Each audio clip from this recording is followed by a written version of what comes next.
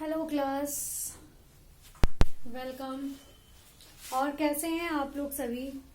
उम्मीद करती हूँ सभी अच्छे होंगे। ठंडियाँ तो वैसे कम हो गई हैं अब, है ना। ठंड तो कम हो गई है पहले से। तो हम लोग एक आपसे एक बात कहते हैं, जैसे अकेले रहने वाले लोग कभी नहीं हारते। जो लोग अकेले रहते हैं उनमें अपने आप जैसे भगवान एक ताकत दे देता है, वो लोग कभी हारते नहीं हैं। क्यों क्यों नहीं हारते हैं? वह दिलासे से नहीं, हौसलों से लड़ते हैं। मतलब जैसे जब कोई अकेला होता है, ठीक है, किसी की फैमिली है, मान लीजिए कोई सर्कमस्टांसेस ऐसे हो गए, कंडीशन ऐसे हो गई कि वो लोग क्या हो रहा है कि अकेले रह रहे हैं, है ना, उनके साथ कोई नहीं है।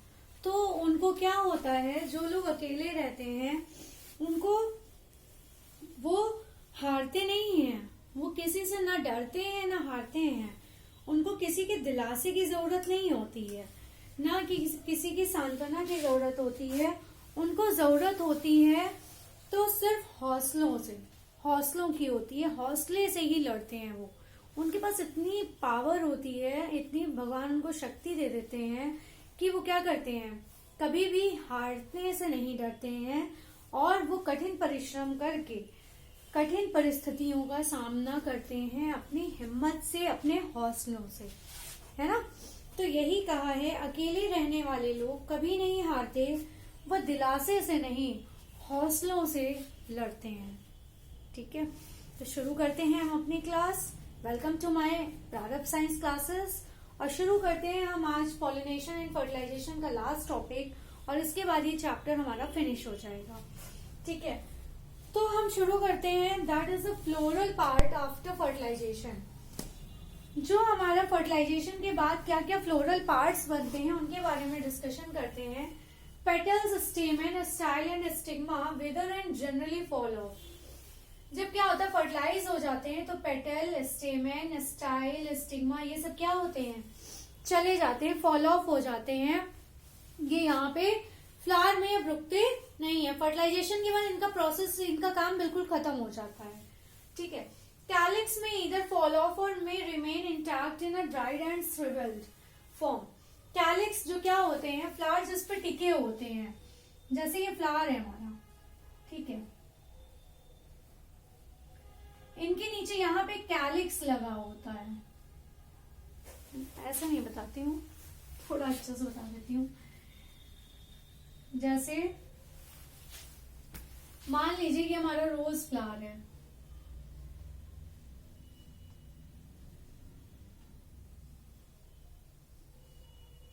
ठीक है, तो इसके नीचे यहाँ पे ये जो ग्रीन कलर का कैलिक्स नहीं लगा होता है जिसमें फ्लावर हमारा टिक्का होता है, ठीक है, ये ग्रीन कलर का होता है, तो ये कैलिक्स होता है। तो ये क्या होता है, ये कई बार गिर भी जाते हैं, इनकी कोई नीड नहीं होती, कई बार ये गिर जाते हैं। कई बार क्या होता है, ये सूख के उसी फ्रूट में आके लगे रहते हैं, जैसे हमारा ब्रिंजल होता है ना। तो जो ब्रिंजल होता है, तो ब्रिंजल में क्या होता है, जो यहाँ पे ये ऐसे ग्रीन कलर के लगे होते हैं ना ब्रिंजल में, आप लोगों ने देखा होगा। तो ये जो ब्रिंजल में लगे होते हैं, ये कैलिक्स का ही फॉर्म होता है। ठीक है, ये कैलिक्स ही होता है। ठीक, तो कैलिक्स क्या होता है, ये कई बार गिर भी जाता है और में रिमेन इंटैक्ट, या कई बार क्या होता है, ये हल्के से सूख जाते हैं, सिकुड़ जाते हैं, सिकुड़े फॉर्म में फ्रूट के ऊपर लगे होते हैं। Apple and guava such a dried sepal. Sepal का सूखा हुआ हिस्सा किसमें होता है, एप्पल और गुआवा में होता है। ठीक है, जो नीचे जहाँ पे वो हम कट करके जो खाते नहीं, ब्लैक कलर का गुआवा में पीछे लगा होता है, वो सेपल का ही हिस्सा होता है।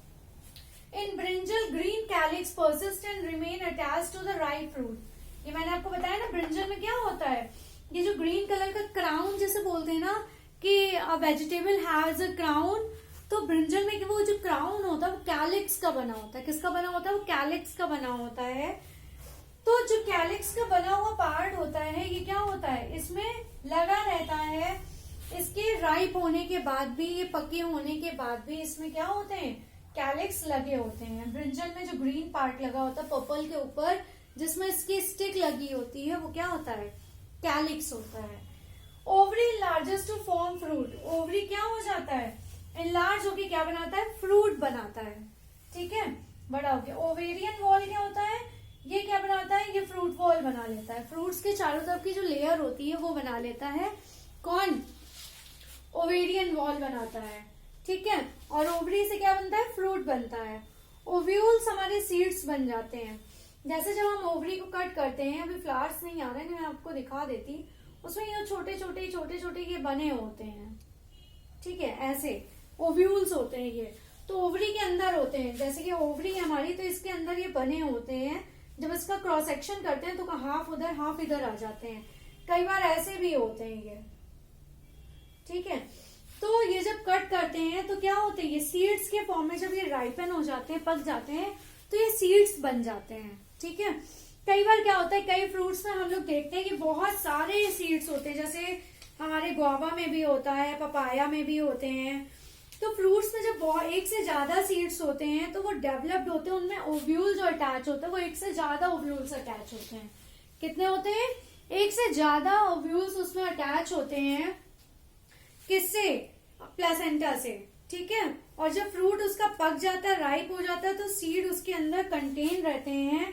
और अगर फ्रूट को तोड़ लिया जाता है तो ठीक है, और अगर नहीं टूटता है तो क्या होता है, फ्रूट जब ज्यादा पक जाता है, राइपन हो जाता है, तो वो अपने आप फट के उसके सीड्स बाहर आके फिर दूसरी प्रोसेस उसकी होने लगती है, ठीक है। तो ये है इसके फ्लोरल पार्ट्स। जो हमारे फ्लावर्स के जो पार्ट्स होते हैं, जब सूख जाते हैं तो उनसे क्या क्या बनता है, पेटल, स्टेमन, स्टिग्मा, स्टाइल, ये सब क्या होते हैं, जनरली गिर जाते हैं।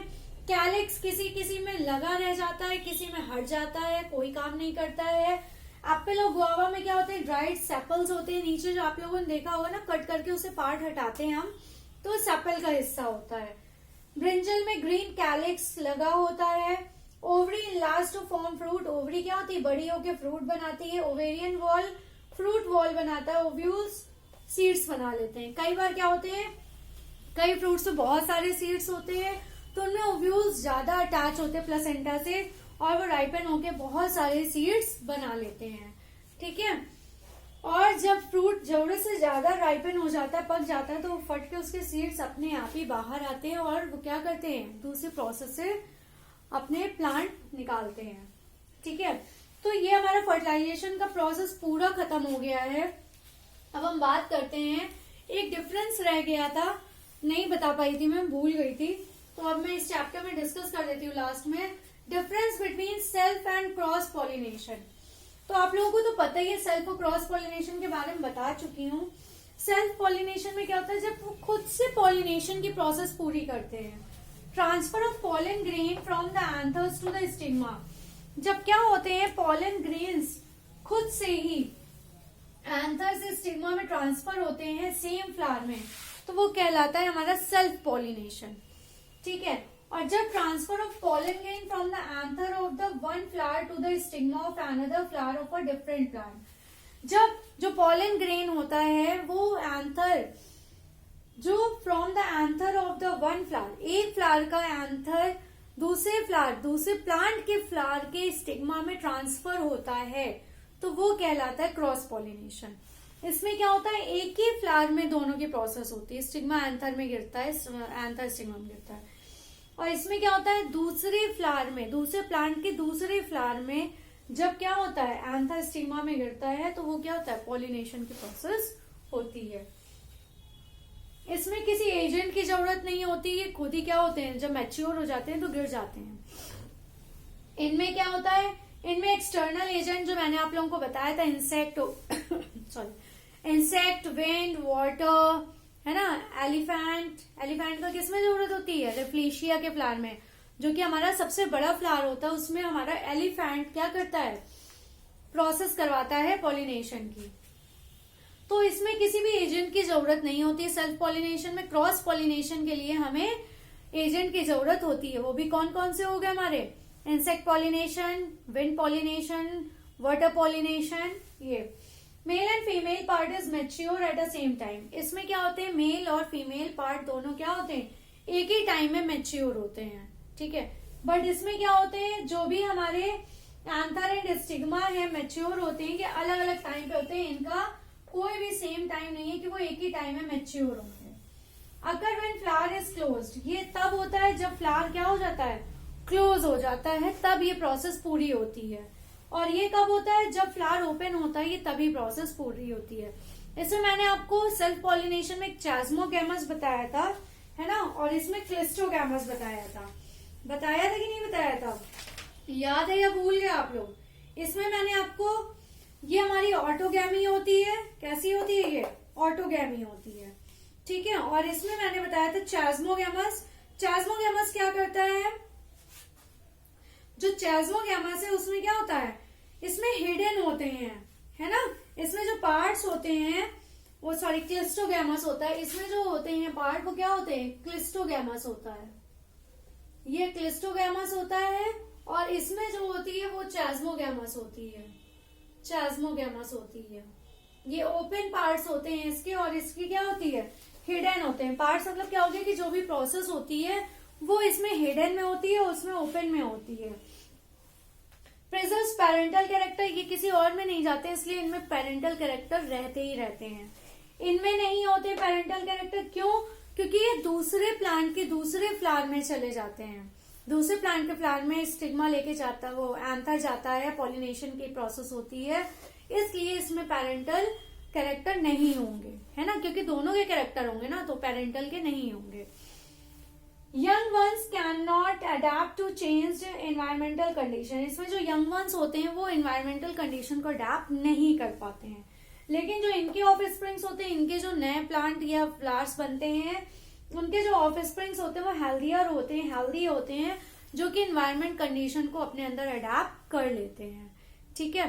तो ये थी हमारी difference between self pollination, cross pollination, और ये चैप्टर यहाँ फिनिश होता है। अगर आप लोगों के कोई भी क्यूरी है तो आप कमेंट सेक्शन में बता सकते हैं, और इस चैप्टर में आपको कोई भी डाउट है तो आप बिल्कुल पूछ लीजिए मुझे कमेंट बॉक्स में भेज के, मैं नेक्स्ट क्लास में ही डिस्कस कर दूंगी सबसे पहले, फिर हम दूसरा टॉपिक स्टार्ट करेंगे, ठीक है।